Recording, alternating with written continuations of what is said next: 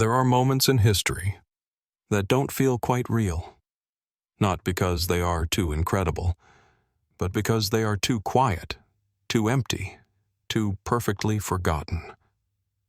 Between the fall of the Roman Empire and the rise of medieval Europe lies a stretch of time historians call the Dark Ages, a name that suggests not just ignorance but absence, a dim corridor between civilizations, a silence between sentences. And in that silence, a question stirs. Unsettling, delicate, almost unspeakable. What if those centuries never happened at all? Tonight, in the hush of sleep and shadow, we explore a controversial and haunting theory known as the phantom time hypothesis. The idea that nearly 300 years of early medieval history were fabricated, inserted into the timeline by mistake or by design. Could entire centuries have been rewritten, or worse, imagined? Were kings crowned, wars fought, and empires declared in years that never truly existed? And if so, why? So settle in. Let your thoughts drift through the forgotten edges of time. Take a breath, and let's begin the journey. In the grand tapestry of human history, certain chapters are shrouded in a particular kind of obscurity, one that has long fascinated, perplexed, and sometimes even frustrated historians and thinkers alike. Among these, the era conventionally known as the Dark Ages, stretching roughly from 614 to 911 AD, occupies a curious place. This label, inherited from centuries of scholarship and popular imagination, conjures a vision of time cloaked in shadow, a period where the light of knowledge and civilization seemed to flicker dimly or even extinguish altogether. But what does this term truly encompass, and why has it persisted as a descriptor despite the complexities that lie beneath its surface? The phrase Dark Ages itself carries a weight of judgment. It suggests a lapse or failure, a void between the fading brilliance of the classical world and the dawn of a new medieval flourishing. Traditionally, it marks the years after the decline of the Western Roman Empire, a time when Europe witnessed the collapse of centralized authority, the fragmentation of political entities, and significant upheavals in social and economic life. The era is often characterized by a scarcity of surviving written records, a slowdown in technological progress, and an apparent cultural silence that contrasts sharply with the documented achievements before and after. Yet, even as we acknowledge these broad strokes, it is crucial to recognize that the term Dark Ages is as much a construct of perspective as it is a reflection of reality. It is rooted in Renaissance and Enlightenment-era narratives that sought to highlight a perceived barbarism and ignorance that supposedly dominated the early medieval period. These narratives position themselves as a rebirth of classical ideals, thereby casting preceding centuries into shadow. But history is rarely so simple or linear. The darkness of this period is not universally agreed upon. Increasingly, scholars question whether the label is appropriate or merely a convenient shorthand that overlooks nuance and diversity within the centuries it describes. Between 614 and 911 AD, Europe was far from a static wasteland. Various kingdoms and cultures were evolving, adapting, and sometimes thriving in unexpected ways. The Merovingian and Carolingian dynasties, for instance, attempted to reconstruct political order and cultural life, often drawing upon Roman legacies and Christian institutions. The Church played a vital role in preserving knowledge and fostering education, even amid the broader societal transformations.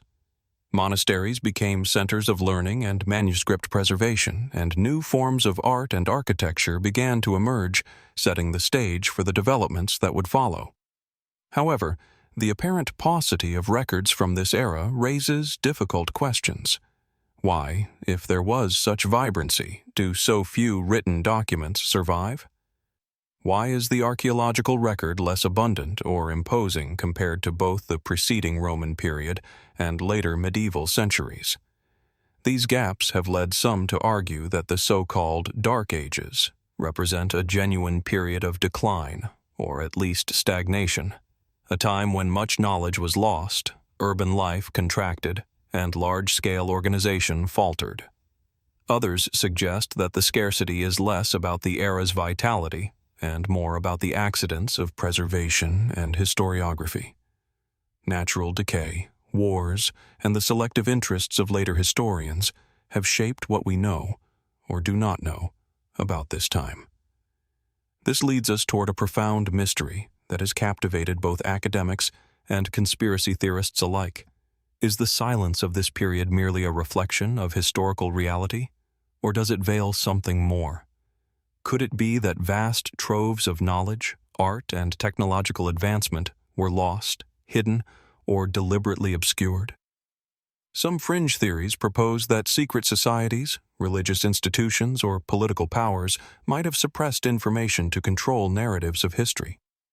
While these claims often lack direct evidence, their persistence points to an underlying discomfort with the gaps and inconsistencies in our understanding.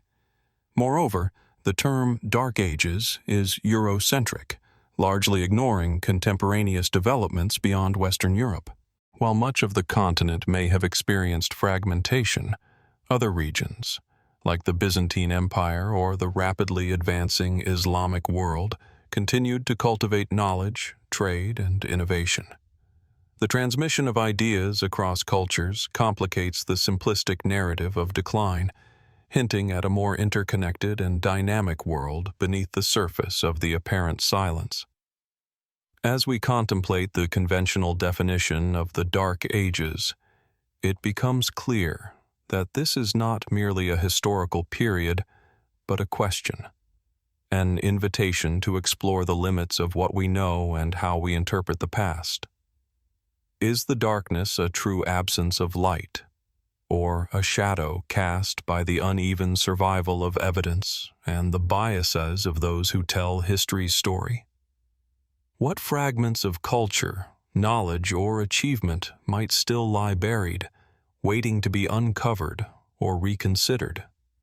In this sense, the Dark Ages beckon us to approach history not as a fixed chronicle, but as an unfolding mystery. They remind us that silence can speak volumes, that what is missing may be as important as what remains.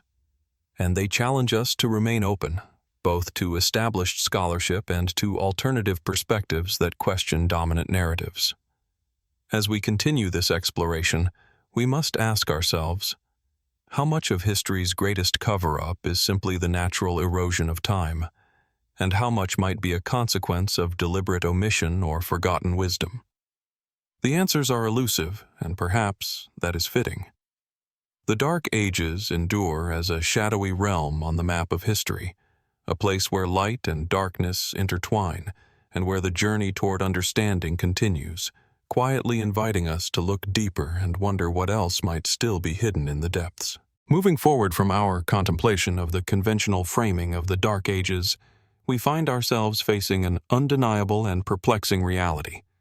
The remarkable scarcity of surviving records, architectural marvels, and technological breakthroughs from this era.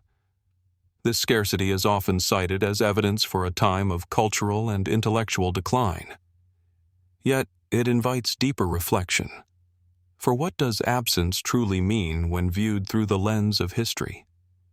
Written records from 614 to 911 AD are notoriously sparse.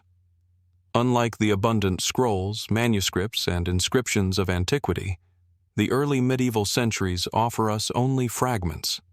The vast libraries and archives that once preserved vast bodies of knowledge were decimated, lost to time, war, and neglect. What remains often originates from monasteries, whose scribes painstakingly copied religious texts and annals. But even these are selective, revealing only a sliver of the period's realities. Why is this so? Was there a collapse in literacy or in the administrative and cultural structures that sustained it? The answer is complicated. The dissolution of centralized Roman authority disrupted the mechanisms of record-keeping and governance. The resulting fragmentation led to smaller, localized centers of power with fewer resources to devote to preservation or scholarship. Yet, we must also consider that survival of documents is subject to countless accidents: fire, decay, plunder, and the selective whims of history's caretakers. Architecture, or more precisely what survives of it, also tells a subdued story. The monumental stone edifices and public works that defined Roman urban landscapes faded away. In their place, smaller, often wooden structures were built, ephemeral and vulnerable to the ravages of time. Grand cathedrals and castles of later centuries had yet to be conceived, leaving the archaeological record less abundant and less imposing. Does this architectural scarcity imply cultural stagnation, or does it point toward a shift in societal values and priorities? Perhaps resources were redirected toward survival and consolidation rather than monumental display. Or maybe the architectural heritage of this period lies beneath layers yet to be fully uncovered, waiting quietly beneath the soil. When we examine technological advancement, the picture becomes even more nuanced.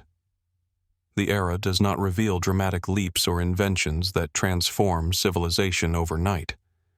Instead, it shows incremental progress, improvements in agriculture, craftsmanship, and localized innovations that laid the groundwork for future development. Yet these contributions are often overshadowed by the radiance of classical achievements before and the medieval innovations after. Could it be that our perception of technological stagnation is influenced by the selective nature of surviving evidence? Or does it reflect a genuine lull caused by social and political upheavals?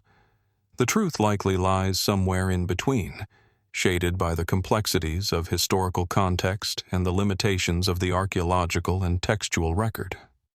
This scarcity raises profound questions about the nature of historical memory itself. How much do we lose when the structures of society crumble?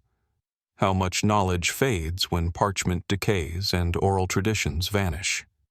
The gaps in our understanding are not merely academic.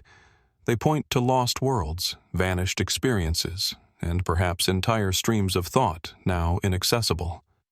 Is it possible that beneath this apparent silence, rich currents of culture, technology, and knowledge persisted, hidden from view, overshadowed by the narrative of decline? Could the Dark Ages be less a desert of progress and more a landscape where much remains unseen, misunderstood, or undiscovered? Such reflections lead us naturally toward uncertainty and open questions rather than definitive answers.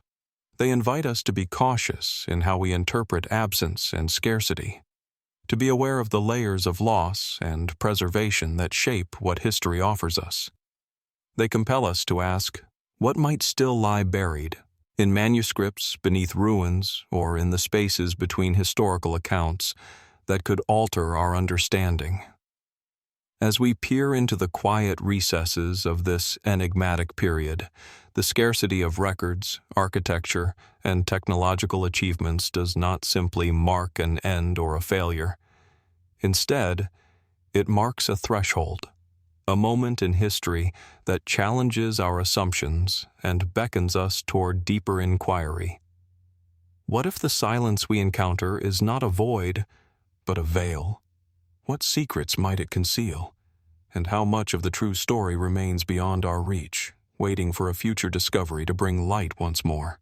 Having traced the contours of the so-called Dark Ages and reflected on the scarcity that defines it, we are compelled to confront a profound question.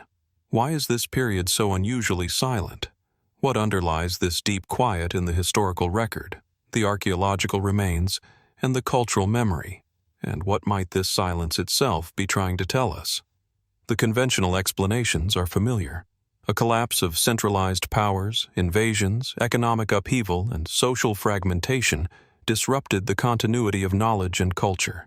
Wars and migrations destroyed cities, libraries, and institutions. The fall of Rome and the political chaos that followed left societies struggling for survival, deprioritizing scholarship and monumental construction. Such a narrative, while plausible, leaves us with a silence that feels too complete, too deliberate. Could this silence be more than a mere consequence of calamity? Could it be a silence born not only of loss, but of concealment? Throughout history, those in power have often shaped the narratives that survive, deciding which voices to amplify and which to suppress. Might the gaps in the record reflect intentional omissions, selective memory, or even active erasure? Some theories venture further. Could entire chapters of human achievement have been hidden, destroyed, or forgotten, either to consolidate power, enforce orthodoxy, or reshape identity?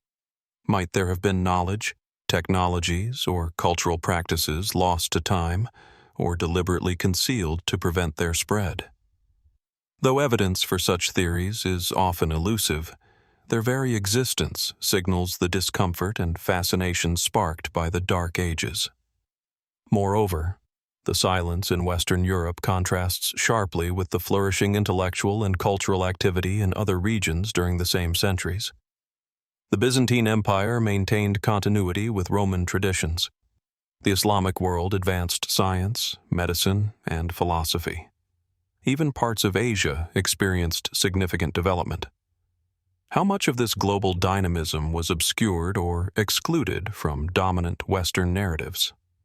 This juxtaposition challenges the notion of a monolithic Dark Age and invites us to consider the period as one of fragmentation and selective memory rather than absolute darkness. The silence may be less about absence and more about perspective. What histories were preserved, which were lost, and whose stories were told. This mystery encourages a re-examination of history's nature itself, not as a fixed record, but as a living dialogue between past and present, shaped by those who record and interpret it. It warns us to approach accepted narratives with humility and curiosity, aware that silence can conceal as much as it reveals. So, as we stand before the vast shadow cast by these centuries, the question remains: why is this period so silent? What truths lie hidden in the spaces between the scant records and ruins? How much of history's greatest cover-up is simply the natural erosion of time, and how much might be the product of deliberate forgetting or lost knowledge? The Dark Ages are less a settled chapter than an open mystery, a puzzle that continues to invite exploration, speculation, and wonder. Their silence, far from a simple void, speaks to the complexity of history itself, and challenges us to listen more closely to what remains unheard. In the vast expanse of historical inquiry, there occasionally emerges a figure whose ideas challenge the very foundation of our accepted timeline, a scholar whose theories unsettle the comfortable narratives of the past, beckoning us into a labyrinth of questions and shadows. One such figure is Heribert Illig, a German historian whose core proposition invites us to reconsider centuries of history we have long taken for granted. Illig's theory, often referred to as the phantom time hypothesis, asserts an extraordinary claim that approximately 297 years of the early Middle Ages, specifically from 614 to 911 AD, were, in essence, fabricated. According to this controversial idea, these centuries never truly existed as we know them. They were inserted into the historical record through a combination of error, manipulation, or intentional deceit. This hypothesis challenges not only timelines, but the very nature of our understanding of the past, inviting both intrigue and skepticism. At the heart of Illig's proposition is a critical examination of the chronological systems underpinning medieval and early modern Europe. He points to inconsistencies in calendar calculations, the sparse and contradictory archaeological record, and gaps in documented events that raise doubts about the linear progression of history. If such a significant segment of time were fabricated, It would mean that key historical figures, events, and developments attributed to these centuries might be either misdated or entirely invented. But why would such an elaborate deception occur? Illig and others suggest motivations rooted deeply in power, religion, and politics. One prevailing theory is that the consolidation of power by ruling elites, most notably the Holy Roman Emperor Otto III and Pope Sylvester II, required a legitimate and continuous historical narrative to solidify their claims to authority. By adjusting the timeline, they could align their reigns with revered predecessors, reinforcing the legitimacy of their rule. Religious reform also plays a crucial role in this narrative. The medieval church wielded enormous influence, and aligning sacred history with a precise, seemingly unbroken chronology served to buttress theological claims and ecclesiastical authority. By inventing centuries, it might have been possible to harmonize various calendars, reconcile discrepancies in religious festivals, and consolidate Christian doctrine under a coherent historical framework. Politically, the manipulation of time could serve to obscure inconvenient truths, erase rival claims, or manufacture a past that suited the needs of emergent states. Creating a fabricated period could smooth transitions of power, mask periods of instability, or erase episodes of fragmentation and chaos from collective memory. Yet, despite its dramatic implications, Illig's theory remains on the fringes of mainstream historical scholarship. Critics point to the robust documentary and material evidence from these centuries, charters, coins, architecture, and manuscripts that contradict the idea of a fabricated epic. Moreover, they argue that discrepancies in chronology often arise from the complexities of calendar systems and the natural gaps in historical records, rather than deliberate falsification. Nevertheless, the phantom time hypothesis serves as a compelling lens through which to examine the fragility of historical memory. It challenges us to consider how history is constructed, who constructs it, and for what purposes. How much of what we accept as fact is shaped by the needs and biases of those in power? And how might our understanding shift if vast portions of the past were, in some sense, illusions? In contemplating Illig's theory, we confront the delicate interplay between certainty and doubt, between documented reality and the unseen forces that might shape it. The idea of phantom time forces us to listen carefully to the silences in the record, to the inconsistencies that whisper beneath the surface of accepted narratives. What if the very fabric of time itself has been woven with threads of fiction? What secrets might lie concealed in these phantom centuries? And what might be the consequences, not just for history, but for our collective identity and understanding of progress, if these theories hold even a kernel of truth? The phantom time hypothesis, controversial and unsettling, invites us to keep questioning, to peer beyond the veil, and to remain vigilant about the histories we inherit and the mysteries that endure. As we continue this exploration, we must ask, how much of history is written in shadow, and what remains hidden, just out of reach, in the spaces between the years we know? The heart of Heribert Illig's hypothesis lies in a startling and provocative assertion that nearly 3 centuries, approximately 297 years spanning from 614 to 911 AD, were simply fabricated, never truly existing in the linear flow of time as we understand it. This claim strikes at the foundation of chronology itself, challenging centuries of accepted history and inviting us to reconsider the construction of our timelines. Illig's argument is grounded in a meticulous examination of calendar systems, historical records, and archaeological evidence, or, more pointedly, the curious lack thereof.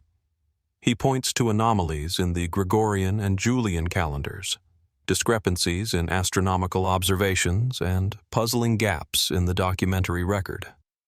These factors, combined, suggest to him that this segment of time was artificially inserted, a phantom epic created to bridge historical and political narratives. According to this theory, the creation of these phantom years was not a mere clerical error or an innocent miscalculation. Instead, it was an elaborate and intentional act, a grand historical fabrication. The years from 614 to 911 would have been retroactively inserted into the chronology, with kings, emperors, and events either invented or displaced to fill this temporal void. The implication is profound. Some historical figures attributed to this era may never have lived, and certain events thought pivotal may be myths or misdated occurrences. This leads to an unsettling possibility. Our accepted timeline may be less a continuous chain of factual events and more a carefully constructed narrative, shaped by those who had the means and motive to reshape history itself. If true, this would mean that nearly 3 centuries of European history are not only silent in records and ruins, but silent because they were never truly spoken into existence. Such a claim inevitably invites skepticism and raises challenging questions. How could such a large-scale temporal forgery have been achieved without leaving more glaring traces? How might such a conspiracy have been maintained through generations, across different regions and cultures, without detection or contradiction? And what forces would have had both the desire and the capability to carry out such an extraordinary deception? The answer, proponents suggest, lies partly in the complexities and limitations of medieval record-keeping. With fragmented communication, localized power structures, and the absence of standardized historical archives, the shaping of collective memory was more malleable than we might assume today. In such an environment, narratives could be crafted and adjusted with less scrutiny, especially when reinforced by religious and political authority. Furthermore, the scarcity of archaeological and textual evidence from this period adds a layer of plausibility. It is precisely the gaps, the silences in manuscripts, the absence of datable artifacts, the architectural voids, that feed the possibility of a phantom era. Illig's theory turns these voids into evidence of an intentional erasure or invention rather than mere loss. Yet, this remains a theory surrounded by debate. Mainstream historians emphasize the cumulative weight of surviving evidence: coins, inscriptions, chronicles from neighboring regions, and architectural remains that affirm the reality of these centuries. They argue that discrepancies and gaps are to be expected in a tumultuous period marked by invasions, migrations, and societal shifts. Still, the notion that nearly 300 years might have been invented invites us to contemplate the fragility of our historical frameworks. It calls into question the reliability of chronology and challenges us to explore how history is recorded, preserved, and sometimes rewritten. Could this phantom period represent not just lost years, but lost truths? How might our understanding of cultural, technological, and political evolution change if such a temporal gap were real? And if history is, in part, a story shaped by those in power, what narratives might have been suppressed or fabricated to serve particular agendas? In reflecting on these questions, we are reminded that history is not merely a collection of facts, but a dynamic tapestry woven from memory, interpretation, and sometimes deliberate omission. The silence of nearly 3 centuries compels us to listen carefully to the evidence, to the inconsistencies, and to the whispers of the past that resist easy explanation. What lies beneath this phantom veil? Is it merely an elaborate miscalculation, or something far more profound, a hidden chapter of human history waiting to be uncovered? And if the fabric of time itself has been stretched or stitched with fiction, what does this mean for the stories we tell about ourselves and our place in the continuum of history? To grasp the full weight of the phantom time hypothesis, one must also explore the motivations that could have driven such a profound alteration of history, if indeed it occurred. Why would powerful actors invest effort into fabricating nearly 3 centuries of human experience? What gains could be achieved through such a temporal manipulation? Central to these speculations is the notion of power consolidation. In the tumultuous landscape of early medieval Europe, rulers sought legitimacy not only through force, but through lineage and historical continuity. By extending the timeline, aligning their reigns with revered predecessors, and smoothing over periods of instability, they could craft a seamless narrative of authority. This chronological fabrication would reinforce the image of unbroken sovereignty, lending weight to claims over contested territories and peoples. Religious reform further deepens this tapestry of possible motives. The Church, a dominant institution during this era, wielded immense influence over societal structures and cultural memory. Aligning sacred history with a consistent, sanctioned chronology would strengthen theological claims, standardize liturgical calendars, and assert ecclesiastical authority. Manipulating the timeline could serve to reconcile conflicting traditions, validate religious reforms, or even obscure periods of doctrinal uncertainty. Political legitimacy, intertwined with both secular and spiritual authority, also stands as a compelling incentive. The creation or erasure of historical periods could mask inconvenient truths, eras of fragmentation, rebellion, or decline that threatened the narrative of orderly progression. By rewriting time itself, rulers and clerics might control collective memory, ensuring that history served their present needs rather than revealing uncomfortable realities. Yet these motivations, while plausible, are difficult to substantiate with concrete evidence. They invite us to reflect on the nature of history as a tool wielded by the powerful, a means not only to record the past, but to shape identity, culture, and governance. They remind us that history is never neutral, but often contested ground where truth and narrative intertwine. Could these phantom centuries be the product of such deliberate crafting, a silent testament to the ambitions and anxieties of those who sought to master time itself? Or are these motives merely speculative shadows cast over a more mundane reality of calendrical confusion and lost records? This question lingers, urging us to remain open to multiple possibilities, to weigh evidence carefully, and to embrace the mystery at the heart of this historical enigma. As we peer into the depths of the Dark Ages, the motivations behind their silence may be as elusive as the era itself. What drives the erasure or invention of time? How much of history is a mirror reflecting the desires of those who tell it? And what might still lie hidden in the spaces where centuries seem to vanish? The story of timekeeping is, at its core, a story of humanity's attempt to measure the intangible flow of existence, an endeavor marked by ingenuity, error, and the endless pursuit of precision. One of the earliest and most influential systems devised for this purpose was the Julian calendar, introduced by Julius Caesar in 45 BC. This calendar sought to align human measurement with the celestial rhythms, dividing the year into 365 days with an additional leap day every 4 years. Yet, beneath this seemingly orderly system lay a subtle but significant flaw, one that would ripple through centuries and feed the shadows of historical mystery. The Julian calendar was off by approximately 11 minutes per year. To modern eyes, this might seem insignificant, a mere blink in the vastness of time. But these minutes, accumulating year after year, created a creeping dissonance between the calendar and the actual solar year. Over centuries, this small error amounted to days, gradually pushing the calendar out of sync with the seasons and the stars it sought to mirror. The spring equinox, once falling on March 21st, slowly drifted earlier in the calendar year, disrupting the timing of important religious and agricultural events.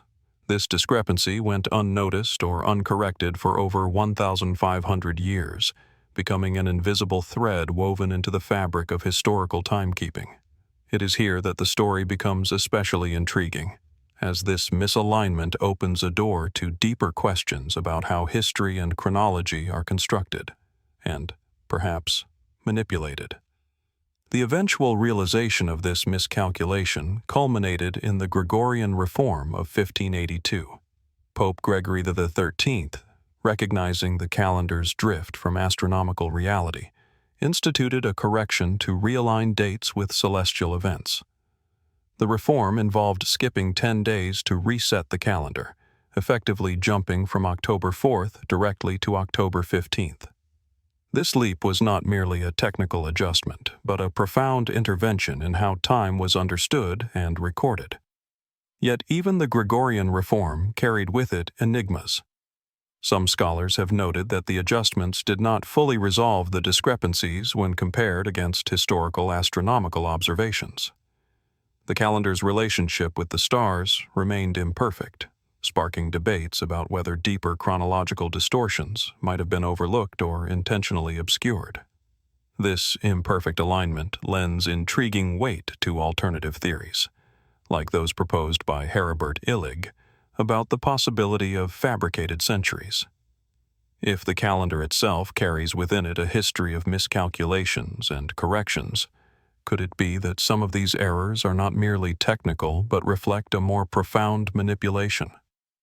Could the Gregorian reform's necessary correction hint at hidden distortions in the timeline, anomalies that have yet to be fully understood or acknowledged?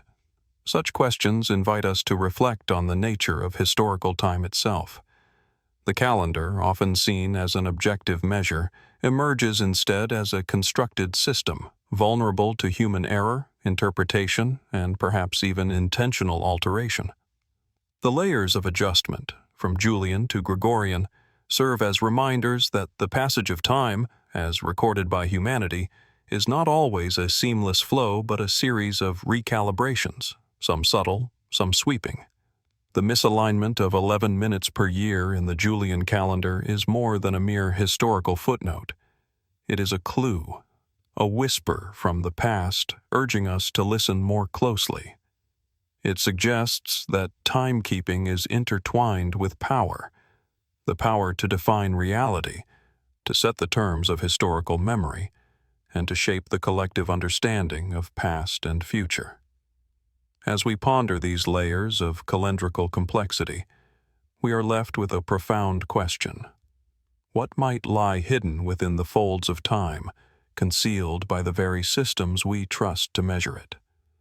Could the shadows cast by these minutes and days be masking a deeper silence, an absence that speaks louder than the records themselves? The journey to uncover the truth about history's biggest cover-up continues, guided by the subtle missteps of calendars and the enduring mysteries they contain. What remains to be discovered in the dance between stars and dates? And how might our conception of time and history change if these hidden discrepancies reveal truths long concealed? The Gregorian reform of 1582 stands as one of history's most deliberate and quietly revolutionary interventions in the measurement of time. It was a corrective act, designed to realign the human-made calendar with the celestial rhythms that govern the seasons, religious observances, and agricultural cycles. Yet, beneath its surface, this reform reveals more than a simple technical adjustment. It opens a window into the complex interplay of astronomy, religion, politics, and the very construction of historical reality. By the late 16th century, the Julian calendar's cumulative error had shifted the calendar dates by about 10 days relative to the solar year. This meant that key events, especially the spring equinox and Easter, were occurring earlier than their intended celestial markers. The Catholic Church, deeply invested in the precision of its liturgical calendar, saw this drift as a pressing problem, not just for practical reasons, but as a matter of doctrinal integrity and spiritual order. Pope Gregory XIII, with the help of astronomers and mathematicians, enacted a bold solution. The calendar would be reset by skipping 10 days, moving directly from October 4th to October 15th in 1582. Additionally, the rules for leap years were refined to more closely match the solar year. This was not a mere correction of dates. It was a recalibration of time itself, a decision to rewrite the framework through which history and daily life were ordered. But the Gregorian reform also raises subtle and intriguing questions. For instance, why was the correction set at 10 days rather than a different number? Why did the reform happen precisely when it did? And what implications did this sudden temporal leap have for historical records and the continuity of documented events? Some researchers have noted that this adjustment, while scientifically justified, may have obscured deeper chronological inconsistencies. If the calendar had drifted so significantly, what does that imply about the accuracy of historical timelines prior to the reform? Could earlier errors or intentional alterations in dating have accumulated unnoticed, only to be superficially corrected by the reform?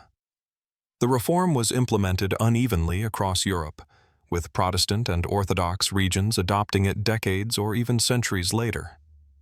This staggered acceptance itself created a fragmented temporal landscape, complicating cross-cultural synchronization of dates and events. It is within these complexities that some theorists see evidence of deeper temporal manipulation, suggesting that the calendar reforms served in part to consolidate a standardized historical narrative aligned with the interests of dominant powers. Moreover, the Gregorian reform symbolizes the immense authority vested in institutions capable of defining time, a power that extends beyond astronomy into theology, politics, and collective memory. The act of changing the calendar is, in effect, an act of rewriting the past and reshaping the future. It asserts control over how societies understand their place in history and the cosmos. While the Gregorian calendar remains the global standard today, its origins remind us that the systems we rely on are not immutable truths but constructed frameworks, subject to revision, interpretation, and perhaps concealment. The reform's historical context encourages us to question the narratives built upon these time-keeping systems and to consider what anomalies and absences might still lurk beneath their ordered surfaces. As we reflect on this pivotal moment, we are left to wonder, how much of our historical timeline has been influenced, adjusted, or even fabricated in the pursuit of chronological order? What hidden layers might exist beneath the seemingly straightforward progression of days and years? The Gregorian reform, with its quiet authority and lasting impact, invites us to remain curious and cautious about the stories time tells. In the shadows between calendar days lie questions yet unanswered, mysteries that continue to challenge our understanding of history's flow. Heribert Illig emerges as a provocative figure in the ongoing quest to unravel the mysteries surrounding the so-called Dark Ages. A German historian and publisher, Illig is perhaps best known for formulating what has come to be known as the phantom time hypothesis, a radical reinterpretation of early medieval chronology that challenges deeply ingrained assumptions about history and time itself. At the core of Illig's theory lies a startling proposition that a significant portion of the early Middle Ages, specifically roughly 297 years from 614 to 911 AD, never actually occurred. According to this hypothesis, these centuries were fabricated or inserted into the historical record, creating a phantom epic that obscures the true timeline of events. This is not merely a question of mistaken dates or lost documents, but a deliberate and systematic creation of time, a bold rewriting of history on an unprecedented scale. Illig's reasoning stems from a variety of observations and anomalies. He points to the relative scarcity of contemporary written records and physical evidence from this period, the lack of significant architectural or technological developments, and the inconsistencies found in historical chronicles and genealogies. By scrutinizing these gaps and irregularities, Illig argues that the conventional chronology is riddled with a temporal inflation, artificially lengthening the medieval timeline. This hypothesis naturally provokes deep skepticism and intense debate within the scholarly community. Critics argue that the vast array of archaeological finds, radiocarbon dating, and corroborating accounts from other regions refute the idea of a fabricated era. Yet it is precisely the tantalizing absence of evidence, those silences in the record, that invites closer inspection and fuels a sense of mystery. Illig's theory also encourages us to think critically about how history is constructed, recorded, and transmitted. If centuries can be invented, what does this say about the reliability of historical narratives? Who stands to gain from such a reconfiguration of time? And how might this reshape our understanding of cultural, political, and religious evolution in Europe? This notion of phantom time resonates with broader themes in historiography and philosophy. The idea that history is not an immutable fact, but a malleable story shaped by power, perspective, and purpose. It invites us to consider that the passage of time, as measured by human records, may be less straightforward than it appears. Illig's theory does not provide definitive answers. Rather, it opens a space for reflection and inquiry. Is the early medieval period a silent void because it truly was sparse and unstable, or because it was deliberately erased or constructed? Could the missing centuries be a shadow cast by those who wielded the power to define history itself? As we explore these questions, the mystery remains. What truths are hidden within the gaps of time, and what might still be waiting to emerge from the shadows of history? The core claim of Heribert Illig's phantom time hypothesis is as bold as it is unsettling: that nearly 3 centuries, approximately 297 years spanning from 614 to 911 AD, were simply invented. According to this theory, these centuries never actually transpired in reality, but were inserted into the historical record, fabricating a chronological gap that reshapes our understanding of early medieval history. This claim challenges the very foundation of the conventional timeline. If true, it means that events, figures, and developments attributed to this period are either misdated, misinterpreted, or entirely fictitious. Kings, battles, religious reforms, and cultural shifts might be shadows cast from a distorted mirror, echoing through time without a firm anchor in actual lived experience. Illig's argument rests on a meticulous examination of historical sources, archaeological evidence, and astronomical data.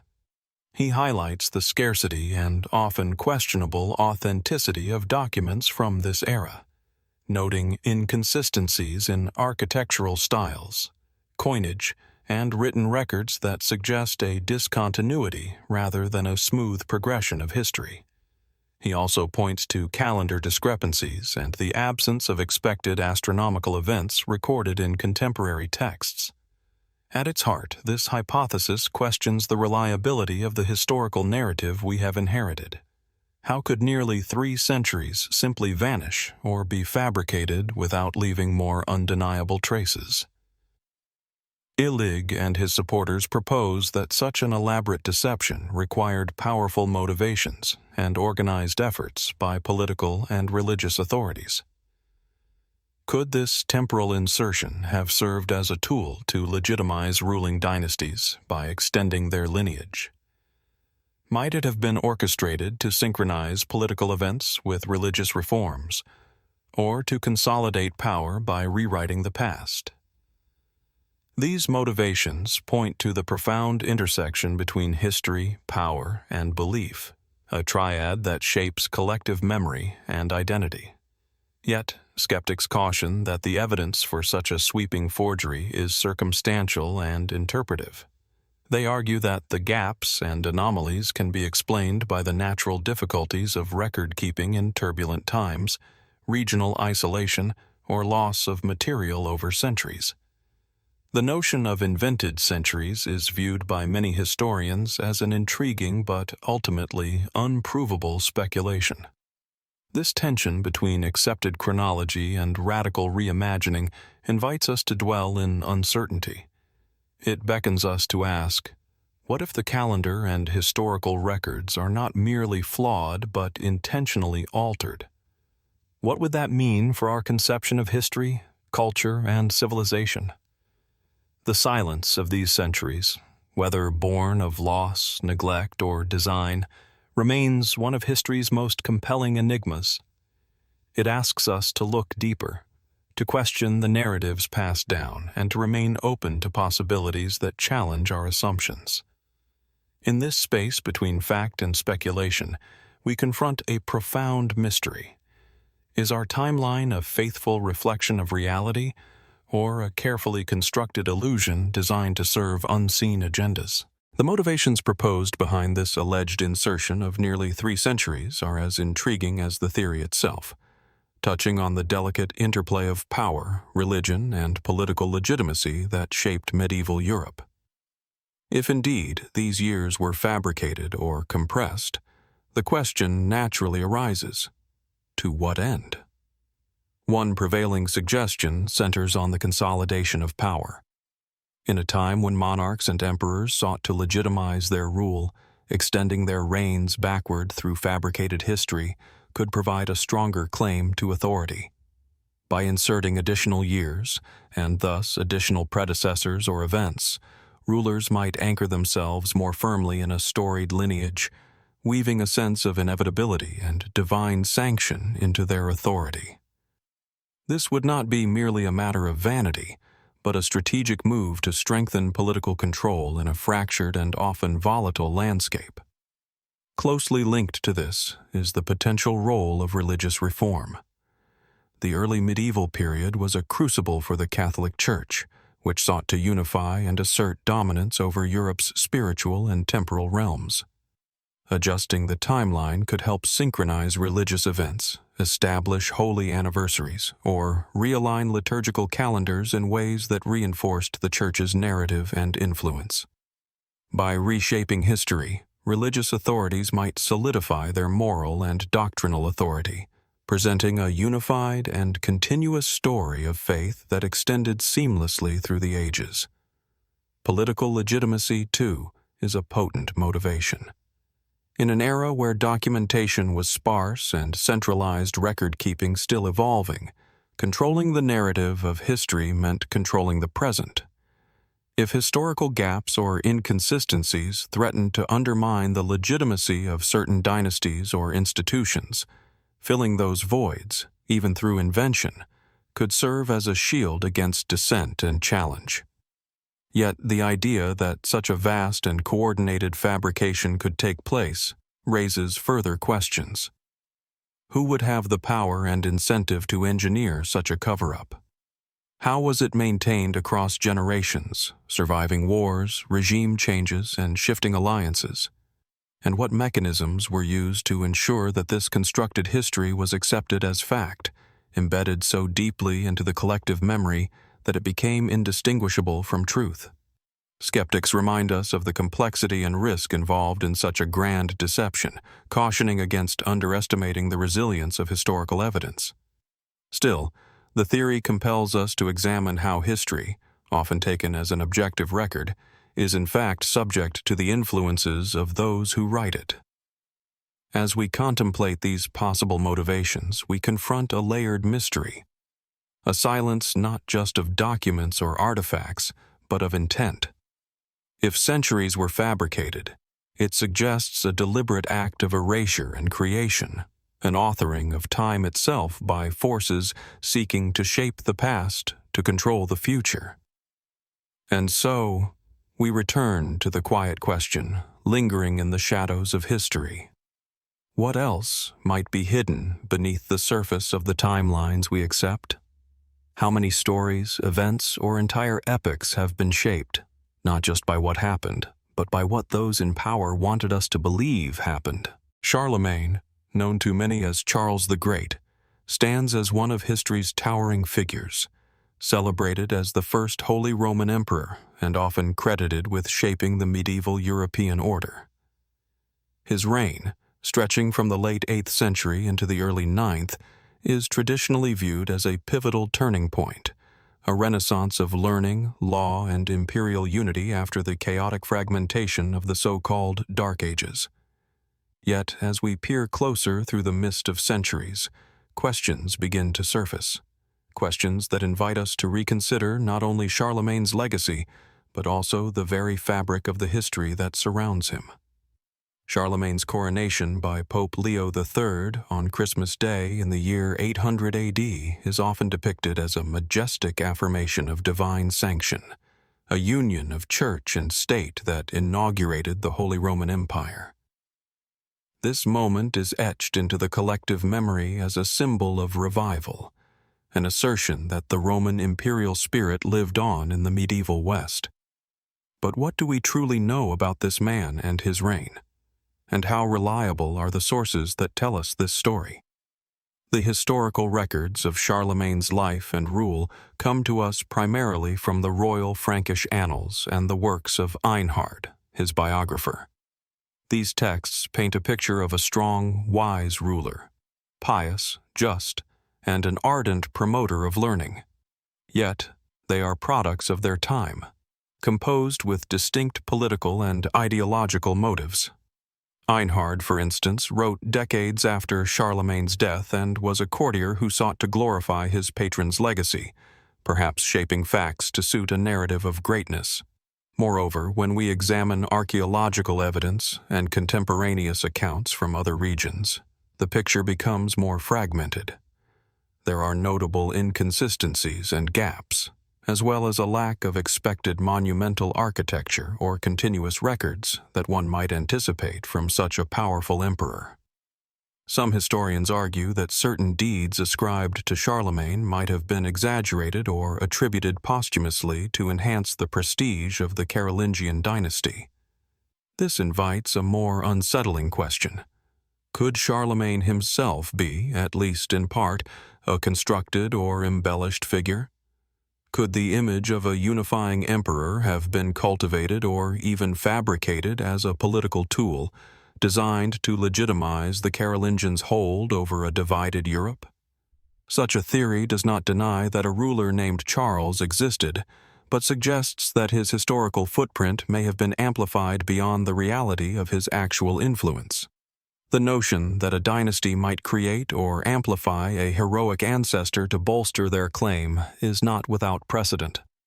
Across history, rulers have employed myth-making to solidify power, crafting genealogies, founding legends, and monumental events that serve their political needs.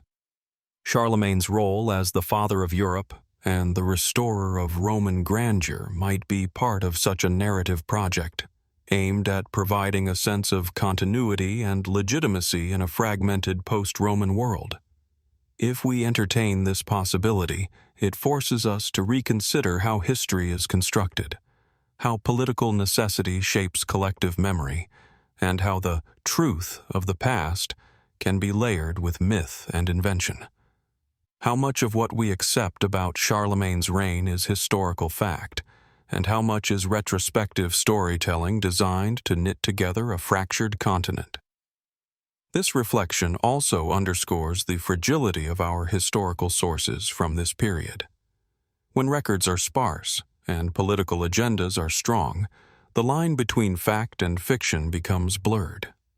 The figure of Charlemagne, then, becomes not just a historical personality but a symbol of the larger mysteries enveloping the Dark Ages, the gaps, silences, and shadows that continue to invite scrutiny. As we sit with these questions, the legacy of Charlemagne takes on a different hue, less a clear-cut chapter in history and more a puzzle piece in a complex mosaic whose full picture remains elusive. The emperor who supposedly united Europe may also represent the uncertainties and fabrications woven into the fabric of medieval history itself. So we ask, who truly was Charlemagne? And in the broader sweep of time, how many figures like him have been shaped, sculpted, or even invented to serve narratives we are still only beginning to understand? The silence between the lines beckons us to listen more closely, to question more deeply, and to remain open to the shadows cast by history's grandest tales. The sources that document Charlemagne's reign present a puzzling picture, one marked by inconsistencies, omissions, and narratives that sometimes seem more crafted than chronicled. The Royal Frankish Annals and Einhard's Vita Caroli Magni remain our primary textual witnesses, yet both invite scrutiny. Their accounts were composed under the auspices of the Carolingian court, inherently shaped by the politics and ambitions of their patrons. Could such proximity to power have colored their portrayal? For example, while Einhard's biography extols Charlemagne's virtues, his wisdom, piety, and military prowess, it offers relatively few personal details and sometimes glosses over failures or contradictions.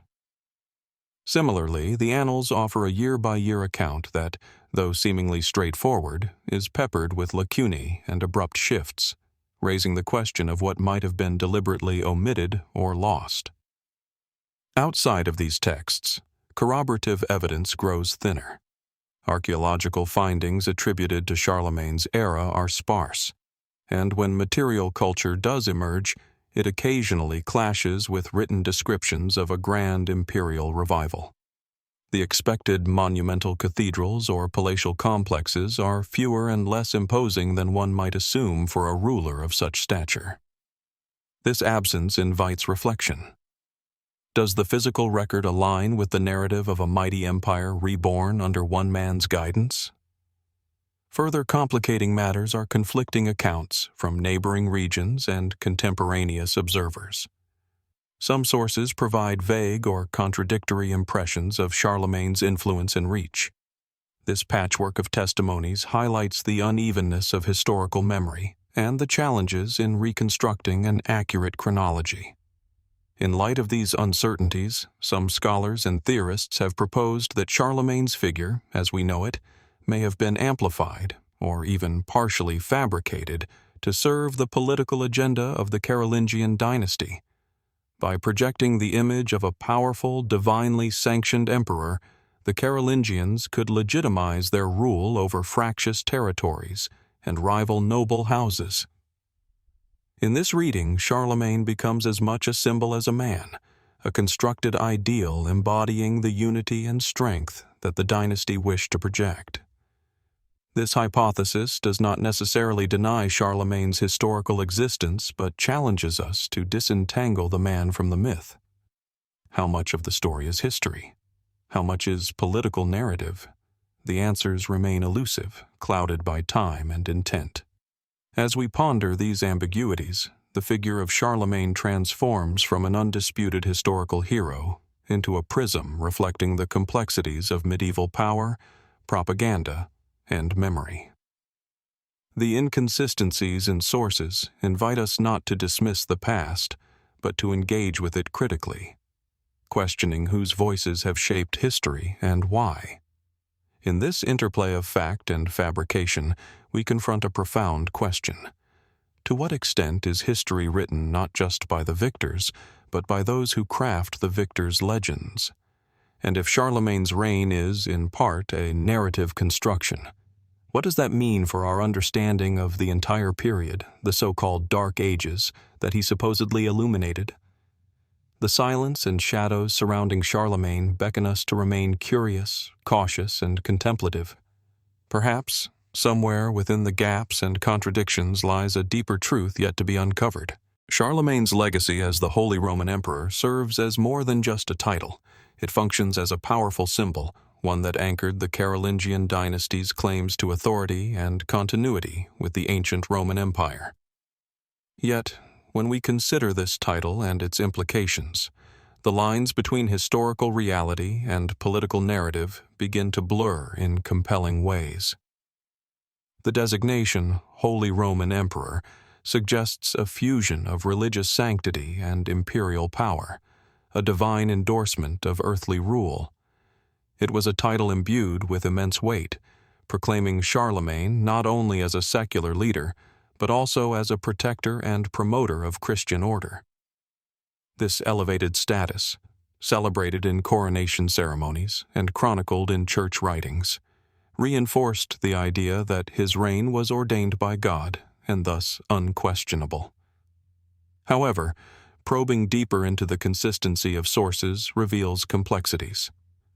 The title itself, in the form we understand it today, evolved over time. Charlemagne's own coronation was unprecedented, and the political ramifications were vast and nuanced. Some contemporary accounts describe the event with reverence, others with ambiguity or silence. The exact nature of the authority granted and its acceptance across Europe remains a subject of scholarly debate. Moreover, historical records sometimes conflict or lack clarity about the extent and nature of Charlemagne's power. The emperor's control over vast territories was likely patchy and variable, constrained by local loyalties, geographic challenges, and ongoing conflicts. This patchwork of authority contrasts with the grand image presented by official chronicles. Such inconsistencies open the door to the possibility that Charlemagne's figure was deliberately embellished, transformed from a powerful ruler into an almost mythic archetype. This process would have served a critical function, legitimizing the Carolingian dynasty in a time of political fragmentation and uncertainty. By elevating Charlemagne's status, the dynasty projected strength and continuity, consolidating its position in the minds of subjects and rivals alike. Some theorists go even further, questioning whether elements of Charlemagne's biography, or even aspects of his reign, were constructed or exaggerated to serve these ends. Was he, in some measure, a historical fabrication or a composite figure shaped by later chroniclers to embody ideals of kingship, piety, and unity? While such theories remain controversial and far from universally accepted, they underscore an essential truth about history. It is often as much about storytelling as it is about facts. The stories we tell and the figures we elevate reflect the needs and desires of the societies that produce them. In contemplating Charlemagne's legacy, we are invited to consider how much of what we accept as history is filtered through layers of interpretation, embellishment, and even invention. What does it mean if one of medieval Europe's central figures is not as straightforward as he seems? How does this reshape our understanding of the era he is said to have transformed? The silence, contradictions, and questions surrounding Charlemagne remind us that history is never settled. It remains a terrain of inquiry where certainty is elusive and mysteries abound. What other truths might be hidden behind the carefully constructed images of power? And how many more figures like Charlemagne await a deeper, more questioning gaze? In tracing the arc of architectural history, the stark contrast between the periods before and after the so-called Dark Ages emerges with a quiet, unsettling clarity. Before this enigmatic interval, the grandeur of Roman architecture, its vast amphitheaters, monumental aqueducts, and intricately engineered temples, stood as testament to a civilization that seemed to master both artistry and engineering. The precision, scale, and durability of these constructions have echoed through centuries, reminding us of a world steeped in innovation and urban sophistication. Yet, as we move into the centuries traditionally labeled the Dark Ages, a curious void appears. The once bustling avenues of architectural advancement fall silent, replaced by a far more modest and fragmented landscape of building. The soaring domes and sweeping arches give way to simpler, less ambitious structures. The monumental fades, and with it, much of the evidence that historians typically rely on to chart societal progress. This architectural shift is not merely a matter of style or taste. It reflects deeper transformations, or perhaps disruptions, within society itself. The absence of large-scale construction projects suggests a loss of centralized resources, a fracturing of political and economic stability, or perhaps a dramatic reordering of priorities. Where once there were grand public spaces designed to inspire awe and celebrate civic life, now we find scattered smaller edifices, often serving basic religious or defensive needs. Such a decline in architectural ambition is echoed in the scarcity of records about population growth or urban development. The detailed census data, economic accounts, and public works inscriptions that marked earlier eras are conspicuously sparse or missing altogether during these centuries. This silence poses profound questions. Was society shrinking or merely retreating into forms less visible to us? Did a collapse in literacy or record-keeping practices sever our connection to a more complex reality? Parallels with lost civilizations become impossible to ignore. Throughout history, various cultures, Minoans, Mayans, the Indus Valley, have left behind glimpses of flourishing societies, only to be followed by sudden declines, obscurities, and gaps in our understanding.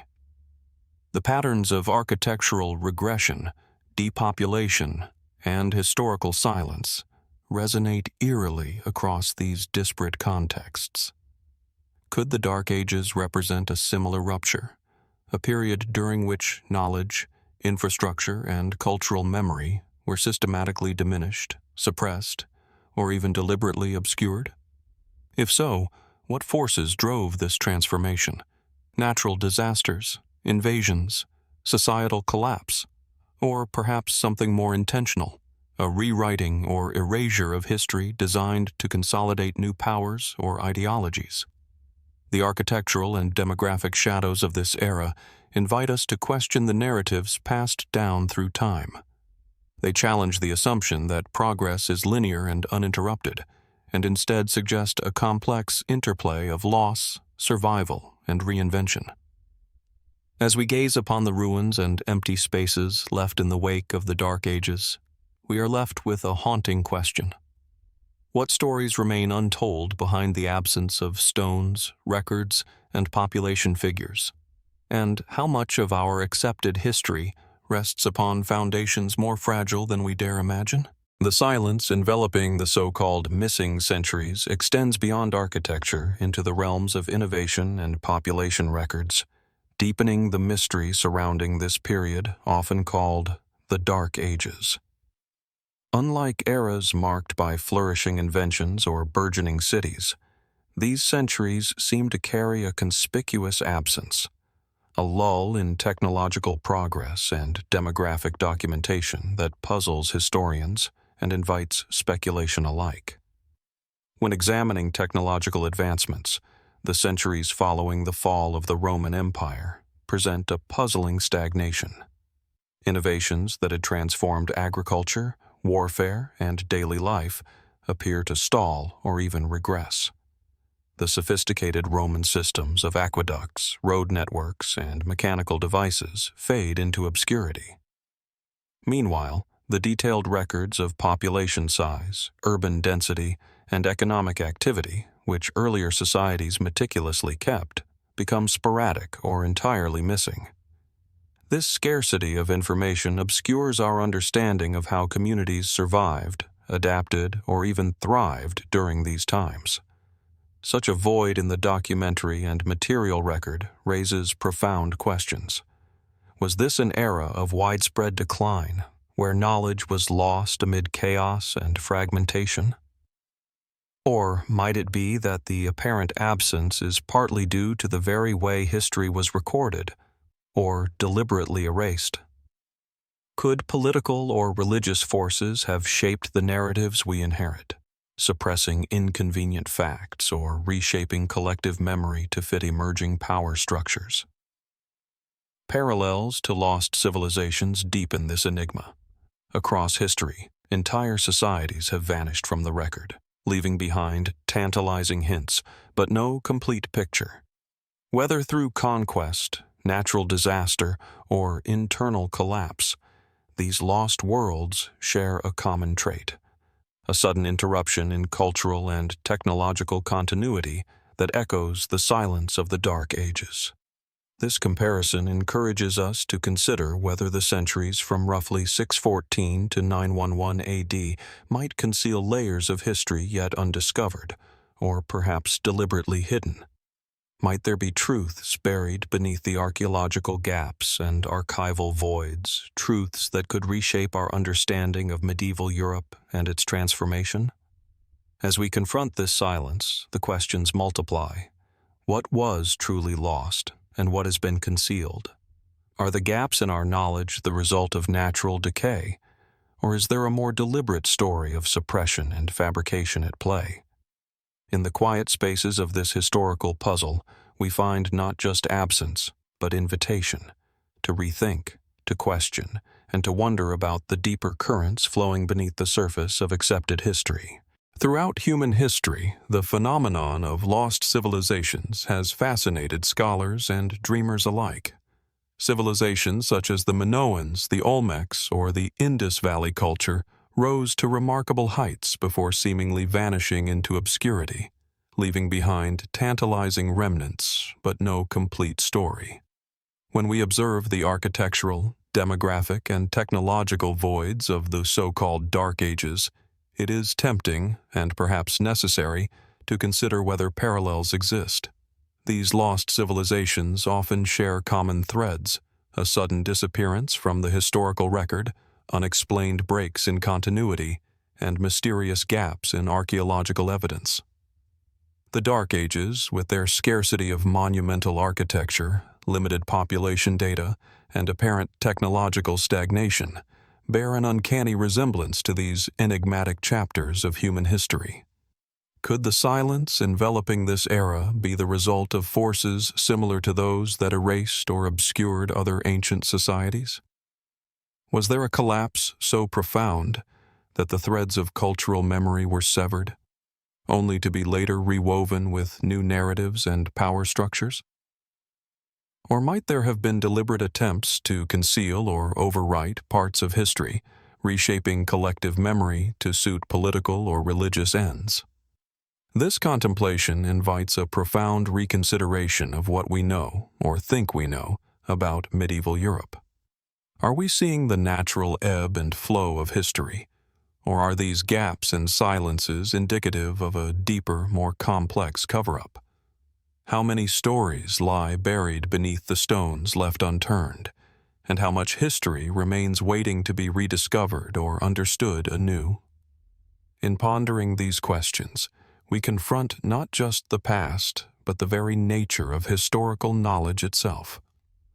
The Dark Ages challenge us to acknowledge the limits of certainty, to embrace the shadows where facts and speculation intertwine, and to remain open to the possibility that the greatest secrets of history may yet be hidden in plain sight. In the unfolding narrative of the Dark Ages, one cannot overlook the profound and complex role played by the Catholic Church in the preservation, interpretation, and perhaps even the reshaping of historical memory. The Church, as the dominant intellectual and spiritual authority during this era, stood as both guardian and gatekeeper of knowledge. Monasteries became sanctuaries of manuscripts, where scribes labored meticulously to copy texts that might otherwise have vanished into oblivion. Yet, this stewardship was never a neutral act. It was enmeshed in the currents of power, faith, and ideology that shaped medieval Europe. The Church's custodianship of historical documents was not merely a matter of preservation, but one of profound influence. The narratives it chose to record, emphasize, or omit had the power to shape the collective understanding of time itself. This raises deep questions. To what extent were these documents curated to serve theological aims or political agendas? Was history rewritten to align with sacred prophecies, or to legitimize the spiritual and temporal authority of the papacy? Consider the Gregorian calendar reform, which shifted the measurement of time and reordered the year. This reform, while presented as a scientific correction, also served to synchronize the Church's liturgical calendar with celestial events and biblical chronology. Could such an adjustment have been part of a broader project to reorder history itself, subtly but decisively altering the framework through which people perceived their place in time? Moreover, the fulfillment of prophecy has always been a potent tool in religious discourse. Could the rewriting of historical timelines have been motivated by a desire to demonstrate that unfolding events conformed to divine prophecy? By aligning history with a predetermined spiritual script, the Church could assert a narrative of inevitability and divine sanction, reinforcing its moral and political supremacy. At the same time, the consolidation of papal power in a fragmented Europe demanded symbols and stories that legitimized this authority. Crafting a coherent historical narrative, one that traced the Church's lineage and influence across centuries, was essential. But where gaps or contradictions appeared, might the Church have been tempted to fill them with invention or reinterpretation? This interplay between fact, faith, and power invites us to question the very foundations of the historical record from this era. Are we seeing the natural outcome of lost documents and forgotten stories, or a deliberate shaping of memory by an institution with vast interests at stake? And if so, how much of the Dark Ages as we know them is a reflection of history itself, and how much is a shadow cast by the hands that wrote it? In this quiet tension between preservation and manipulation, between faith and power, lies a question that remains open. What truths about the past have been lost or hidden beneath the careful script of those who wielded the pen? And how might those unseen forces continue to shape our understanding of history today? The notion of rewriting time, reshaping the very fabric of history to fit certain aims, pushes us deeper into the heart of the mystery surrounding the Dark Ages. If the Catholic Church played such a pivotal role in preserving historical records, then it is worth considering the motivations that might have driven it to not only protect, but also to alter or reframe the chronology itself. One compelling suggestion points to the fulfillment of prophecy. Throughout medieval Europe, the belief in divine destiny was not abstract. It was a lived reality shaping politics, culture, and personal faith. Prophecies, both biblical and apocryphal, often included precise timelines or symbolic periods that marked the unfolding of divine plans. Could the Church have seen the benefit, perhaps even the necessity, of aligning historical events with these prophetic frameworks? By subtly adjusting dates or erasing inconvenient eras, the historical narrative might be crafted to suggest a predestined unfolding of events, reinforcing the idea that history was not random but divinely orchestrated. Closely intertwined with this is the issue of calendar alignment. The introduction of the Gregorian calendar in 1582 was a well-documented reform intended to correct the drift in the Julian calendar. However, some scholars propose that earlier adjustments to the calendar system, perhaps even centuries before, served to reorder time in ways that aligned sacred festivals, astrological events, and liturgical cycles. This synchronization was not merely about keeping track of days. It was a profound exercise in controlling temporal perception. By controlling the calendar, the Church could subtly influence how society experienced the passage of time, framing the past and future within a religiously sanctioned context. Then there is the question of power, specifically the consolidation of papal authority. The early medieval period was marked by political fragmentation, with regional rulers vying for influence and legitimacy. In this fractured landscape, the papacy sought to establish itself not just as a spiritual leader, but as a sovereign power with universal claims. Constructing a continuous, authoritative historical narrative became a tool of legitimacy. By tracing the Church's lineage back through time and shaping the story of rulers and events, the papacy could claim divine sanction and historical inevitability. Could this have included the invention or erasure of entire epochs? The idea is unsettling, yet intriguing.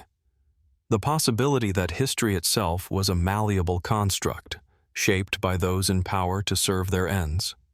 Such a maneuver would not merely be an act of deception, but a profound reimagining of reality, one where the past was rewritten to justify the present and shape the future. As we reflect on these possibilities, the silence and gaps of the Dark Ages take on new meaning. Are they mere accidents of lost records and forgotten times, or do they point to a deliberate recalibration of history's compass? What roles did prophecy, calendar, and papal power play in this process? And ultimately, how do we discern the true course of history when its pages may have been rewritten? In the quiet shadows where fact and belief intertwine, the enigma remains. How much of what we accept as history is shaped by unseen hands guiding the narrative?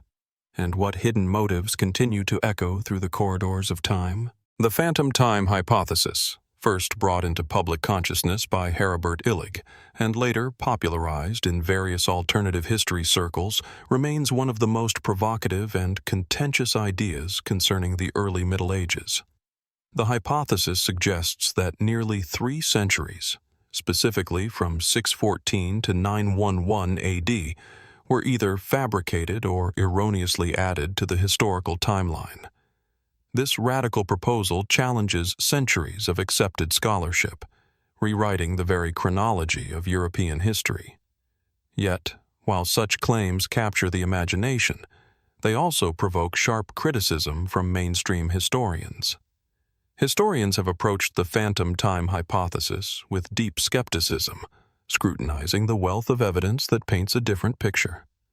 Among the strongest counter-arguments lies the existence of numerous manuscripts and artifacts dated to the early Middle Ages through rigorous scientific methods such as carbon dating. These documents, some meticulously preserved in monastic libraries and others uncovered in archaeological digs, often display consistent stylistic and material features that align with their supposed dates. The painstaking work of paleographers, scholars who study ancient writing, has traced the evolution of scripts and illuminations through this period, revealing a gradual, discernible progression rather than a sudden fabrication. Moreover, historical records from outside Europe provide further evidence against the idea of phantom centuries. Chinese and Islamic chronicles, often independent and detached from European politics, contain dated accounts of events, trade, and astronomical observations that correspond with the time frame in question. For instance, Islamic scholars meticulously recorded astronomical phenomena and political happenings that align with European events. Chinese dynastic histories similarly include references to foreign emissaries and trade goods consistent with early Middle Ages activity in Europe. These external sources form a complex web of cross-cultural documentation that seems difficult to dismiss as mere invention or error. Despite these substantial pieces of evidence, a contemplative pause remains essential. How reliable are these records? Could there be layers of reinterpretation, transcription errors, or even deliberate alterations that distort our understanding of the timeline? After all, history is often a matter of perspective, filtered through those who write it and the purposes it serves. The Church, powerful rulers, and chroniclers all had motives to emphasize, suppress, or embellish certain events, raising questions about the absolute trustworthiness of any single source. Is it possible, then, that while the broad strokes of the early Middle Ages are genuine, some details were manipulated or recontextualized? Could the very act of preserving history be entangled with power, control, and narrative shaping? These questions linger in the quiet corners of scholarship, reminding us that certainty in history is often elusive. The vast tapestry of time, with its missing threads and faded colors, invites us to wonder, how much do we truly know about the centuries that shaped the foundations of modern Europe? And what shadows might still hide in the spaces between recorded events? The debate over the phantom time hypothesis exemplifies the tension between accepted history and skeptical inquiry. It challenges us not to accept narratives at face value, but to remain curious, critical, and open to complexities. For in questioning the past, we confront the very nature of knowledge itself, and the mysteries that time, deliberately or otherwise, may still conceal. The early Middle Ages, as illuminated through a careful examination of surviving manuscripts, carbon dating, and external records, seem firmly anchored in reality. Yet the very consistency of these sources invites a deeper, more nuanced reflection. The manuscripts, carefully penned in monastic scriptoria, display intricate details not just in text, but in materials and pigments, pointing to a continuity of cultural and intellectual activity during these centuries. Carbon dating often confirms that these documents and relics genuinely originate from this period, reinforcing the mainstream historical timeline. Yet, one might ask, are these artifacts and records all they seem on the surface? The external perspectives provided by Chinese and Islamic chronicles add intriguing layers to the puzzle. The meticulous nature of these records, their attention to celestial events, diplomatic missions, and trade routes, offers a rare glimpse into a global context where Europe's developments were neither isolated nor unnoticed. The Chinese astronomers recorded eclipses with precision, dates that align with European events, and the Islamic scholars documented political changes and scientific advancements across the continent's borders. Such cross-cultural synchronizations bolster confidence in the chronology, suggesting a shared temporal framework rather than a fabricated one. Still, history is rarely a straightforward ledger of facts. The act of recording itself is steeped in subjectivity and influenced by power structures. Could some of these records be altered, redacted, or selectively preserved to fit dominant narratives? The motivations behind documentation, whether religious, political, or ideological, cast long shadows over the authenticity of any historical account. We might wonder if the interplay between fact and fiction is more intricate than a simple affirmation or denial of the phantom time hypothesis. What if genuine records coexist with deliberate distortions, creating a palimpsest of truth layered with uncertainty? This tension leads us into a deeper philosophical inquiry. How do we distinguish genuine history from constructed myth? The very nature of historical evidence demands not only scrutiny of what exists, but an acknowledgement of what might have been lost, destroyed, or suppressed. As we sift through manuscripts, carbon dates, and external accounts, we confront the limits of certainty. The past, though grounded in artifacts and texts, remains partly shrouded in mystery. Is it possible that the real darkness of the early Middle Ages is not simply the scarcity of records, but the complex interplay between preservation and manipulation? And if so, what might still lie hidden beneath the surface, waiting for discovery or reinterpretation? The debate over the phantom time hypothesis thus serves as a reminder that history is a living inquiry, an ongoing conversation between evidence and interpretation, fact and doubt. As the shadows of the early Middle Ages continue to flicker between clarity and obscurity, we are left with a profound question. Even if much of this era is real, how much of what we accept as history has been subtly shaped by forces beyond our sight? The answer remains elusive, inviting us to keep questioning, keep exploring, and never fully rest in the comfort of certainty. History, as we often understand it, presents itself as a continuous, unfolding narrative, a seamless thread connecting the past to the present.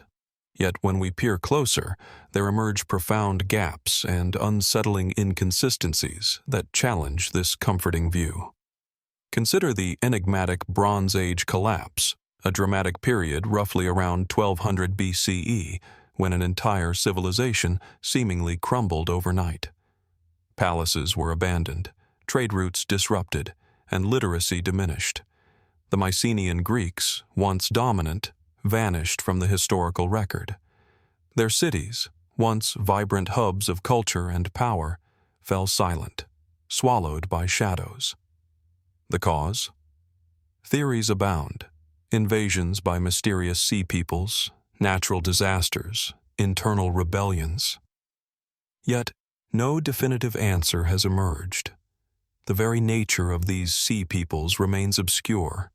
Are they a confederation of displaced groups, marauding pirates, or even symbolic scapegoats? What dark currents of history swept through this era to dissolve entire societies? These gaps hint that history is not always the neat continuum we expect. Instead, it sometimes unfolds in ruptures, moments when entire chapters vanish, when civilizations rise only to fade away without clear explanation. The sudden disappearance of the Mycenaeans is not an isolated incident, but part of a wider pattern in ancient history where entire cultures disappear from the records, leaving archaeologists and historians grasping for fragments. What was lost in those cataclysmic times? How much knowledge, technology, and culture vanished with them, swallowed by the tides of oblivion? This invites a more unsettling reflection. If such profound gaps exist in ancient history, might there be other, less visible voids in periods we consider well documented? Could the Dark Ages themselves be one of those ruptures, less a gradual descent, more a deliberate erasure or forgetting? The story the textbooks tell may be only a partial truth, carefully stitched together from surviving fragments, shaped by the priorities and powers of those who preserved it. Moreover, these gaps force us to confront the nature of history itself. It is not merely a sequence of dates and events, but a construct, one filtered through time, influenced by power, loss, and human interpretation. The abrupt silences in our historical record beckon us to ask, what stories have been muted or lost? What truths lie beneath the surface, hidden in the dust of forgotten ruins or erased from the scrolls and tablets? And so, as we meditate on the mysteries of the Bronze Age collapse, the elusive Sea Peoples, and the vanishing Mycenaeans, we are reminded that history may not always be continuous or complete. Instead, it is a mosaic of fragments, some brilliantly illuminated, others obscured by shadows. The puzzle remains far from solved.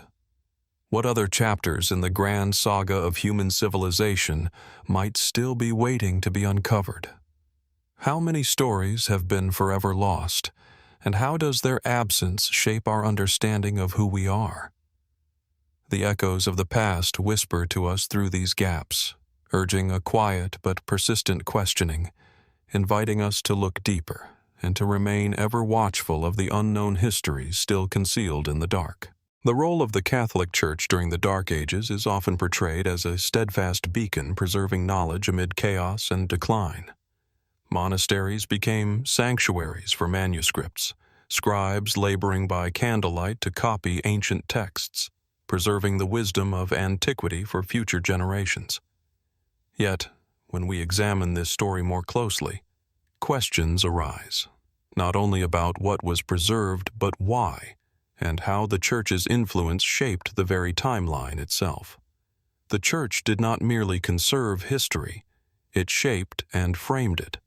In an era where literacy was rare and access to knowledge limited, the Church held the keys to the past and to the future through the crafting of calendars and chronicles.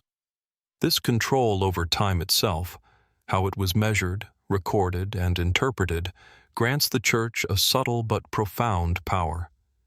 Could this power have been used to rewrite history, to align events with religious prophecy, or to bolster the authority of the papacy? One theory suggests that the manipulation of the calendar, such as the introduction of the Anno Domini system, was more than a mere act of chronology. It was a statement of divine order, placing Christ at the center of time itself. Aligning historical records with this framework might have involved adjustments, omissions, or reinterpretations. Such acts would not be mere clerical errors, but intentional efforts to consolidate spiritual and political power, harmonizing human history with a sacred narrative. This raises deeper philosophical questions. To what extent does the history we inherit reflect an unfiltered truth, and to what extent is it a tapestry woven with the threads of authority and ideology? The Church's role in shaping history is not simply that of a passive guardian, but potentially that of an active editor, curating which stories endured and which were silenced or altered. Furthermore, one wonders about the motivations behind these acts. Were they driven by a sincere belief in fulfilling prophecy, an effort to legitimize papal power in turbulent times? Or perhaps a combination of both, where faith, politics, and the human need for order intersected in the crafting of history itself? The manuscript collections preserved by monks are invaluable windows into the past, yet they also invite scrutiny. How many texts were lost, destroyed, or never copied because they did not fit the Church's vision? How much knowledge might have quietly vanished in the service of a narrative designed to endure? As we ponder these questions, we find ourselves standing at the intersection of faith, history, and power, a place where certainty dissolves into mystery. The Church's shaping of historical time reminds us that history is not merely what happened, but what has been remembered, and, just as importantly, what has been forgotten. And so, as the quiet monastic scribes etched their words in the dim glow, were they preserving the past or subtly rewriting the story of humanity? The truth remains elusive, a shadow lingering in the archives of time, inviting us to ask, what else might have been rewritten in the quiet halls of history's greatest preservers? Historians have long grappled with the phantom time hypothesis, a bold and unsettling claim suggesting that nearly 3 centuries of history, specifically from 614 to 911 AD, were never real, but fabricated. This idea, originating from Heribert Illig's controversial theory, challenges the very foundation of the early Middle Ages, proposing that these years were artificially inserted into the historical record. It's a theory that straddles the edge between skepticism and intrigue, inviting us to reconsider the continuity of our past. Critics of the phantom time hypothesis, however, present compelling evidence to uphold the reality of the early Middle Ages.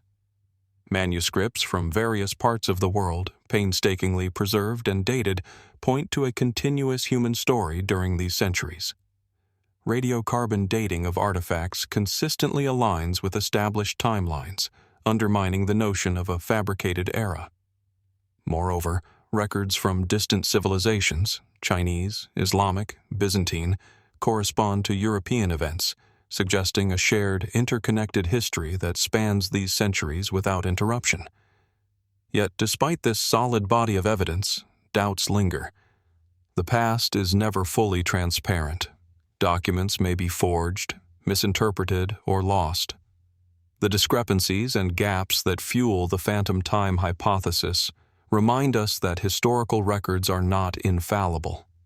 They are, after all, human constructs, assembled, edited, and preserved by fallible hands, often with motives beyond mere documentation. Could there be layers of history concealed beneath what we accept as fact? Are some records shadows of a more complex truth, shaped by the needs and powers of those who preserved them? These questions remain open, urging a careful, critical approach to history, one that acknowledges both the weight of evidence and the possibility of hidden depths. As we ponder these mysteries, the challenge is not to dismiss or accept the phantom time hypothesis outright, but to remain open to the nuances of history's unfolding. After all, is every record truly what it seems? The past, much like a dream slipping away at dawn, may hold more secrets than we dare to admit. History, as we often imagine it, flows like a continuous river, an unbroken stream carrying us from one era to the next. Yet when we peer deeper into the vast expanse of time, we encounter sudden gaps and puzzling inconsistencies that challenge this neat progression. Among the most enigmatic are the mysterious disruptions known as the Bronze Age collapse, the appearance of the Sea Peoples, and the abrupt disappearance of the Mycenaean civilization. These episodes hint that history might not be as continuous or as complete as we tend to believe. The Bronze Age collapse, occurring around 1200 BCE, marks one of the most significant upheavals in ancient history. Once thriving civilizations across the eastern Mediterranean, Mycenaeans, Hittites, and others, crumbled in a relatively short span. Palatial centers were destroyed, trade routes severed, and literacy declined dramatically. Yet the exact causes remain elusive. Was it a wave of invasions, natural disasters, climate change, or some combination thereof? The Sea Peoples, a mysterious confederation of maritime raiders, appear in records as potential agents of destruction, but their origins and true impact remain debated. Their sudden rise and fall only add to the historical fog enveloping this period. The Mycenaeans, for instance, were a dominant culture known for their advanced architecture, warfare, and art. Then, almost without warning, their palaces fell silent. Archaeological layers show destruction and abandonment, but the reasons behind this vanish into the shadows of time. Theories abound: internal rebellion, famine, foreign invasion, but none fully explain the rapid decline. This pattern of sudden disappearance, followed by centuries of diminished cultural output, mirrors the silence attributed to the so-called Dark Ages later in history. These disruptions serve as potent reminders that history is not always a seamless narrative. Instead, it can be fractured, punctuated by periods of loss and forgetfulness.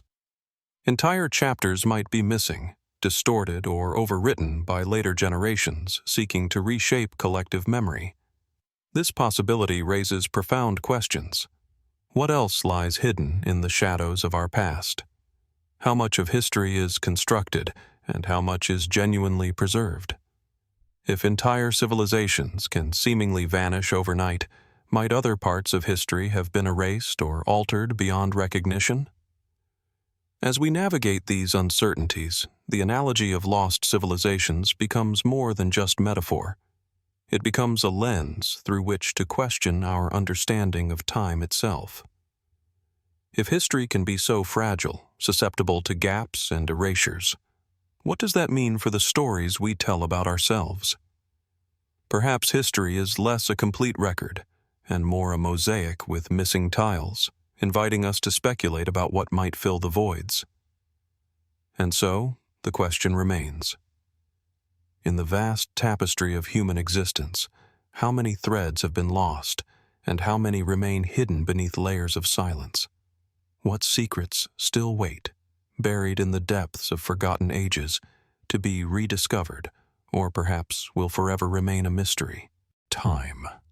Something so intrinsic to human experience, yet so elusive in its essence. How do we truly define it? Our conventional understanding rests on calendars, reigns of rulers, and the eras historians designate to divide the flow of events into comprehensible segments. But pause for a moment and ask, are these divisions natural, or are they constructs imposed by human minds seeking order in the chaos of existence? Consider the calendar, perhaps the most universal tool we use to mark time. The Gregorian calendar, widely adopted today, is itself a patchwork of revisions, corrections, and compromises shaped by religious, political, and scientific agendas. It's a system designed to align the solar year, religious festivals, and social order.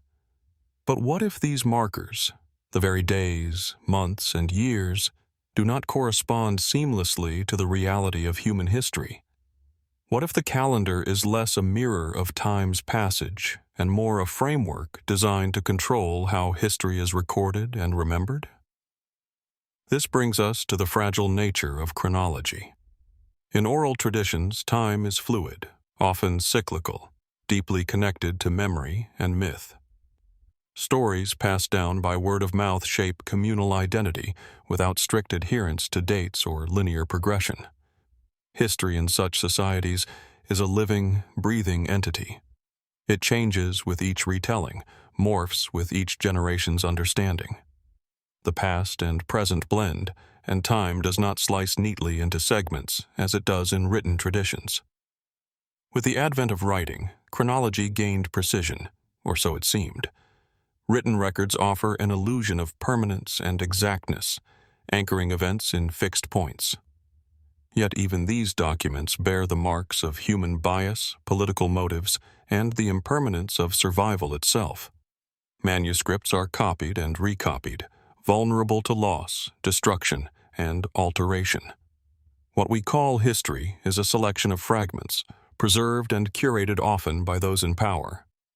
The very idea of when something happened can be subject to manipulation, shaped by the narratives those in control want to promote. This interplay between oral fluidity and written fixity suggests a deep question. Did we create time, or at least the way we measure and record it, to control history itself? When history is fragmented into eras and reigns, it becomes easier to govern the collective memory. To define a beginning and an end is to impose boundaries, to exclude alternative narratives and inconvenient truths that fall outside the prescribed timeline. Might the gaps, overlaps, and inconsistencies in our historical record hint at a larger truth? Perhaps the story we tell about our past is less a straightforward account and more a carefully edited manuscript, shaped not only by those who lived it, but by those who sought to define it for generations to come. Time, then, is not just a measure. It is a tool, a lens through which history is filtered, crafted, and sometimes concealed. As we reflect on these ideas, the question remains: how much of what we accept as history is colored by the structures we've imposed upon time itself? And what might still be hidden, lying just beyond the edges of our carefully drawn calendars and timelines? The past may be more mysterious than we dare imagine, and our understanding of time perhaps more fragile than we realize. History is far more than a mere collection of dates and events. It is the very fabric from which identity is woven, laws are formed, and religions find their roots.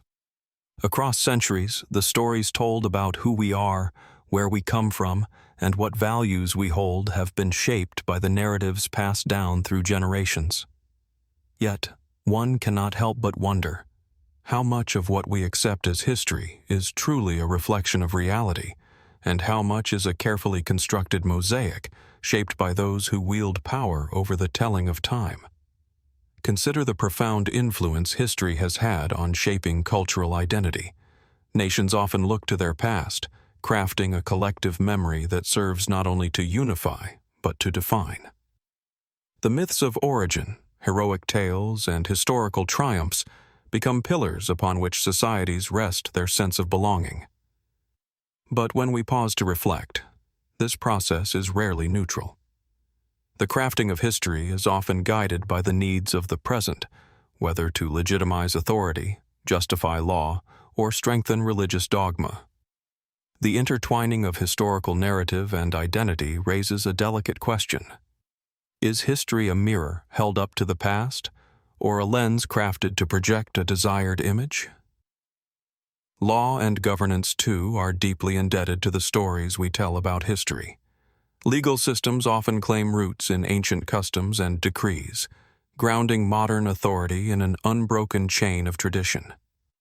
Yet, the possibility arises that this chain is not as unbroken or as pure as we imagine. When historical records are missing, altered, or selectively preserved, what does that say about the laws that stem from those narratives? Might laws be less about the past's truth and more about present power structures seeking to claim legitimacy from an idealized or manipulated version of history? Religion, perhaps more than any other institution, thrives on historical narrative. Sacred texts, prophetic traditions, and the lineage of spiritual authority depend on an accepted chronology that binds the divine to human history. The shaping of religious identity often involves the interpretation of historical events through theological lenses, sometimes leading to the alteration or reinterpretation of timelines to align with prophecy or doctrine. This raises profound philosophical questions. To what extent does history serve religious belief? And to what extent might religious institutions have shaped history itself to fit their narratives? As we contemplate these intertwined themes, it becomes necessary to broaden the inquiry. If history can be shaped, reinterpreted, or even fabricated in one era to serve identity, law, or religion, could other epochs have been subject to similar chronological manipulations? The idea that time itself might be a malleable construct, subject to the needs of those who tell the story, invites a reconsideration of the nature of history as a continuous, linear progression. What if the timelines we hold dear are layered, complex, and incomplete? Might the truth of history not be lost, but hidden, waiting to be uncovered through new readings, interpretations, and understandings? Could the layers of history be more like an ancient palimpsest, where previous stories are written over but still faintly visible beneath, their meanings shifting with each new revelation? These reflections compel us to question the very foundation of historical knowledge. How do we differentiate between the history that forms our shared identity and the history that has been crafted, curated, or even concealed? And in doing so, what are we prepared to accept as true, and what do we leave in the shadows? As the whispers of the past echo through the corridors of time, we are left with an enduring question. In the grand narrative of history, how much remains truly hidden beneath the surface, waiting perhaps not to be recovered, but to be reread and reimagined? What secrets still lie dormant in the spaces between recorded events, in the silences of forgotten eras, and in the narratives that history has yet to reveal? The journey into history's deepest mysteries is far from over. It challenges us not only to seek answers but to embrace the questions themselves as invitations to look beyond the obvious, to question what we take for granted, and to consider that the story of humanity may be more complex and layered than we have ever dared imagine. A quiet question lingers in the shadows of our understanding. What if time itself has misled us? As we gently revisit the heart of this inquiry, we find ourselves confronting a possibility both unsettling and profound. Could it be that the past we believe in is not missing, but simply misremembered? The notion that centuries, perhaps 300 years, might have quietly slipped through the cracks of history challenges the very foundation of what we consider certain. If such an expanse of time vanished without clear trace, would we ever truly know? Or would the layers of narrative crafted by generations before us continue to obscure what once was?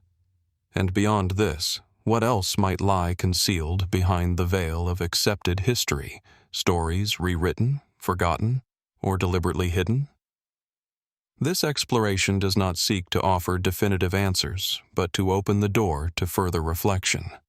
History's biggest cover-up may not be an isolated mystery, but part of a larger tapestry, woven with gaps and silences.